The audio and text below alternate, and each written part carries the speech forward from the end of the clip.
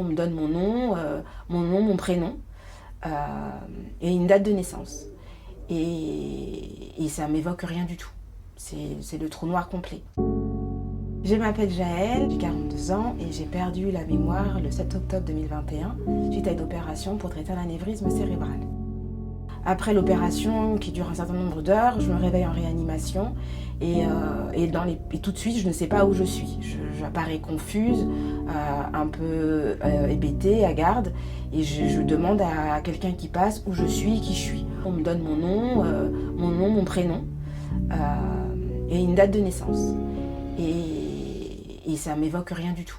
C'est le trou noir complet. Vous êtes né en quelle année? Est-ce que vous savez où vous êtes ici? L'hôtel. J'arrive pas du tout à me resituer.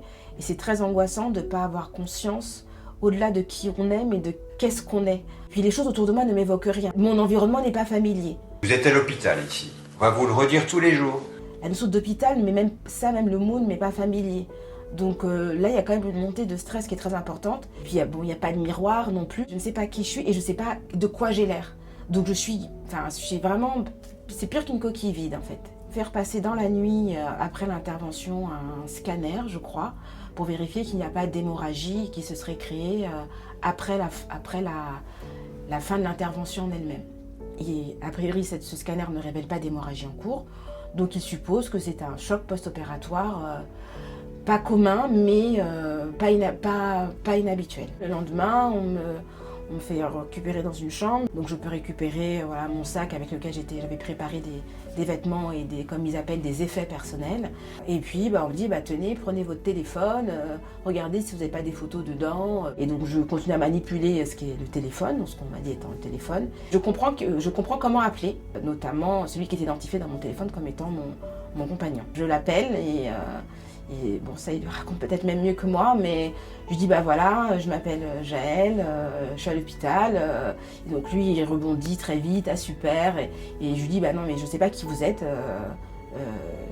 j'ai perdu la mémoire. Est-ce que vous pouvez venir très vite parce que je comprends rien à ce qui m'arrive.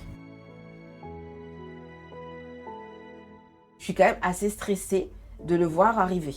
Et en même temps, j'ai envie de voir si peut-être à sa vue, je vais le reconnaître et ça peut peut-être déclencher quelque chose. Donc il tape à la porte, il entre, il passe d'abord une tête parce qu'il n'ose pas forcément rentrer d'un coup.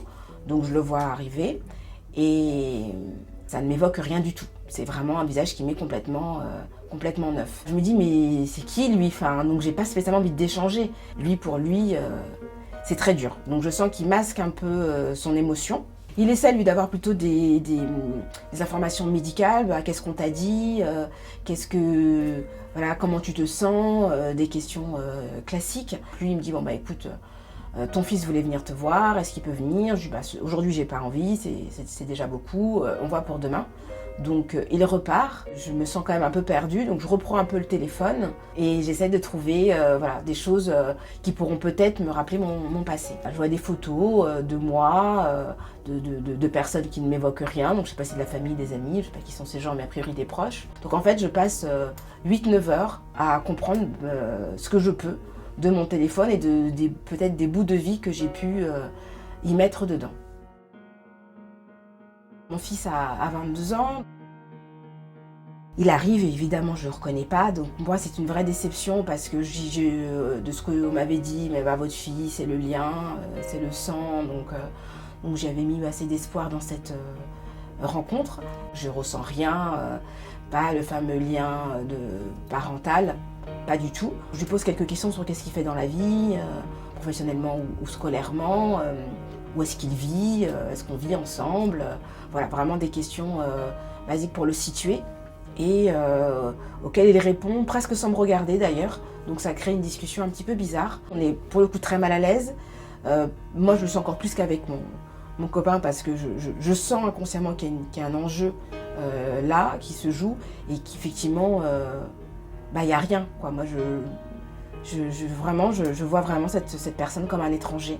Moi, je ne peux pas le prendre dans mes bras, je ne veux pas qu'on me touche, par exemple, c'est quelque chose que je ne veux pas quand on fait mine de vouloir me toucher ou de m'embrasser. J'ai un mouvement de recul inconscient, mais où je me dis non, on ne se connaît pas, quoi. Donc ça, c'est très difficile. Et donc j'avoue que je suis soulagée. Je suis contente de l'avoir vu, déçue de ne pas l'avoir reconnu et soulagée qu'il s'en aille.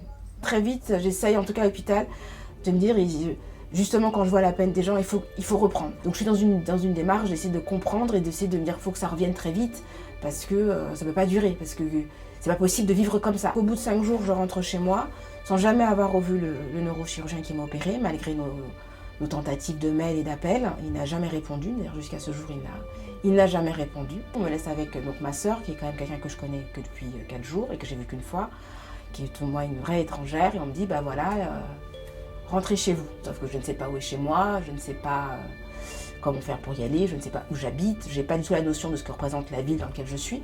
Moi je connais que l'environnement de l'hôpital et ce que je vois de ma fenêtre. Donc on me laisse dans la nature au bout du 5e jour, accompagnée d'une de mes sœurs. On me dit mais est-ce que tu as tes clés? Alors ça, les clés, je ne sais pas ce que c'est. Donc on m'explique que c'est un truc en métal pour entrer dans une porte. Mais par exemple, le mot porte, je sais ce que c'est. Bon, je ne sais pas exactement comment mon cerveau fait le tri. Je crois qu'aujourd'hui même personne ne le sait vraiment. Et on me ramène donc à mon appartement. J'aime pas du tout, je trouve pas cet appartement-là chouette. On me dit bah si, pourtant ça. Bon, j'aime pas du tout où je suis. Et en fait, j'ai pas envie d'y rester. Et en fait, je me sens bien nulle part à ce moment-là, donc c'est difficile parce que à l'hôpital, je ne suis pas chez moi et pourtant c'est cet endroit que je connais. Et le seul endroit où on dit qu'il est ma maison, bah pour moi, ça ne veut rien dire en fait. C'est un peu douloureux le passage à l'appartement parce que j'ai pas envie d'y rester, je ne sais pas chez qui aller puisque je ne connais pas grand monde. Je me dis, j'ai pas de chez moi en fait. Le mot chez moi ne veut rien dire. Et ça, c'est très difficile, oui. Je ne peux pas reprendre du normal les premiers temps. Il faut que quelqu'un me surveille et soit sûr que je ne m'égare pas, donc je ne peux pas rester seule de toutes les façons. Et puis je ne me sens pas du tout capable, je suis encore très apeurée. Je ne peux pas me déplacer toute seule dans le métro, ça va faire un mois que je le fais maintenant. Je ne vis pas seule les premiers jours parce que je ne sais pas faire des courses non plus, je ne sais pas aller à un magasin, je ne sais pas ce que c'est, je ne comprends pas ce que je vois forcément. Donc non, je ne vis pas seule du coup les premiers jours.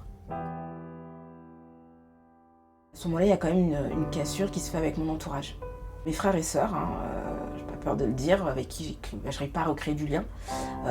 Même ma sœur qui a été présente au départ ne l'est plus du tout aujourd'hui. Avec ma mère, on essaye, elle est venue passer justement la semaine dernière quelques jours, les 2 premiers jours avec moi, c'était la première fois. Il faut qu'on réapprenne à être ensemble, elle me fait quand même comprendre que pour elle, elle a perdu sa fille, donc il faut qu'elle fasse le deuil, donc c'est quand même assez difficile. Avec mon fils, on réapprend tout doucement. Il vit sur Rouen, donc on ne se voit pas tout le temps. Donc il vient un petit peu les week-ends et on essaie de se redonner du lien, voilà, tout doucement. Ça commence. Lui, il va un peu mieux, il a besoin de s'éloigner, donc je pense qu'il digère, même si ça ne va pas être facile quand même. Mais voilà, nos rapports sont un petit peu moins chargés émotionnellement. Et avec mon compagnon, aujourd'hui, heureusement qu'il est là, en fait, il y a mon repère pour tout. Enfin, si je ne l'avais pas depuis ces 4 mois, je ne sais pas si je serais... comment je serai aujourd'hui. Moi, je dois réapprendre à le connaître, déjà avant de réapprendre à l'aimer.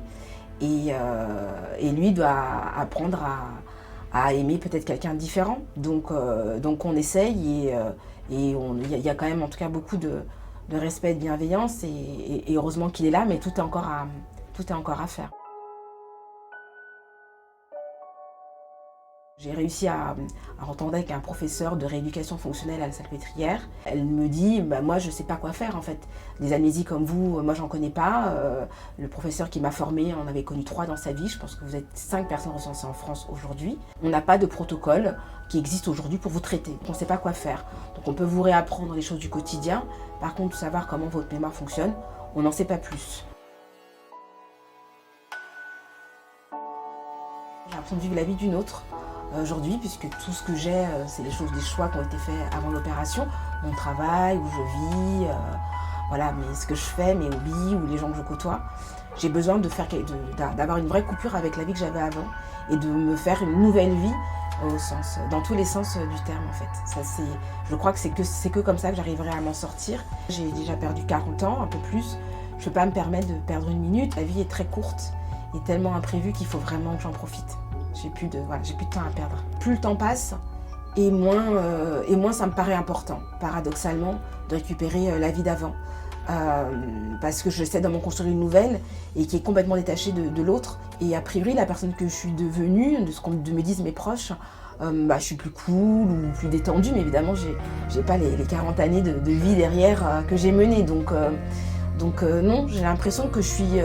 au fond, on me dit que je suis la Gel 3.0, a priori, elle est plus sympa que l'autre, alors autant garder celle-ci alors.